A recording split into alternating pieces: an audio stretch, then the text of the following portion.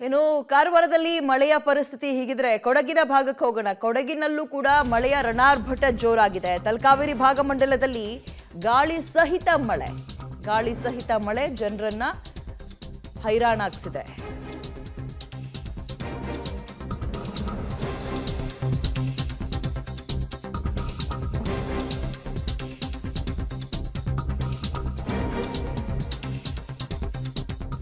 ಅಪಾಯದ ಮಟ್ಟವನ್ನ ಮೀರಿ ಕಾವೇರಿ ಹರಿತಾ ಇದೆ. ಭಾಗಮಂಡಲ ತ್ರಿವೇಣಿ ಸಂಗಮದ ಸ್ನಾನಘಟ್ಟ ಸಂಪೂರ್ಣ ಮುಳುಗಡೆಯಾಗಿದ್ದು, ಮಡಿಕೇರಿ ಭಾಗಮಂಡಲ ರಸ್ತೆಯಲ್ಲಿ ಗಾಳಿ ಸಹಿತ ಮಳೆಗೆ ಮರಗಳು ಧರೆಗುರುಳ್ತಾ ಇದೆ. ಇದರ ನಡುವೆ ಗುಡ್ಡಗಾಡು ಹಾಗೂ ನದಿ ಪಾತ್ರದಲ್ಲಿ ವಾಸ ಮಾಡ್ತಾ ಇರುವ ಜನತೆ ಆತಂಕಗೊಂಡಿದ್ದಾರೆ. ಇದೇ 2017-18ರ ಸಂದರ್ಭದಲ್ಲಿ ಆಗಿರುವಂತಹ ಸಮಸ್ಯೆ ಆ ಜನರನ್ನ ಇನ್ನೂ ಕೂಡ ಭಯದಲ್ಲೇ ಇಟ್ಟಿದೆ.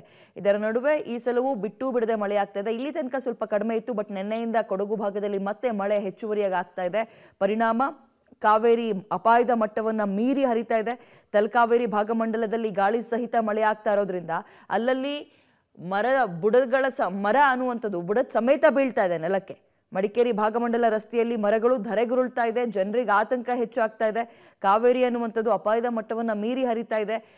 ಈ ನದಿ ಪಾತ್ರದಲ್ಲಿ ವಾಸ ಮಾಡುವಂತಹ ಜನರಿಗೆ, ಈ ಗುಡ್ಡಗಾಡು ಪ್ರದೇಶಗಳಲ್ಲಿ ವಾಸ ಮಾಡುವಂತಹ ಜನರಿಗೆ ಒಬ್ಬೊಬ್ಬರಿಗೆ ಒಂದೊಂದು ರೀತಿ ಆತಂಕ. ನದಿ ಪಾತ್ರದಲ್ಲಿರುವಂಥವ್ರಿಗೆ ಹೆಚ್ಚುವರಿಯಾಗಿ ನೀರು ಮನೆಗೆ ನುಗ್ಬಿಟ್ರೆ ಏನು ಮಾಡೋದು, ಜೀವನವೇ ಹಾಳಾಗುತ್ತಲ್ಲ ಅಂತ. ಗುಡ್ಡಗಾಡು ಪ್ರದೇಶದಲ್ಲಿ ಎಲ್ಲಾದರೂ ಲ್ಯಾಂಡ್ ಸ್ಲೈಡ್ ಆದರೆ ಈ ಆತಂಕ ಆ ಭಾಗದ ಜನರಲ್ಲಿ ಬಿಟ್ಟು ಬಿಡದೆ ಕಾಡ್ತಾ ಇದೆ. ಇದು ಕೊಡಗಿನಲ್ಲಿ ಮಳೆರಾಯನ ಅವಾಂತರ.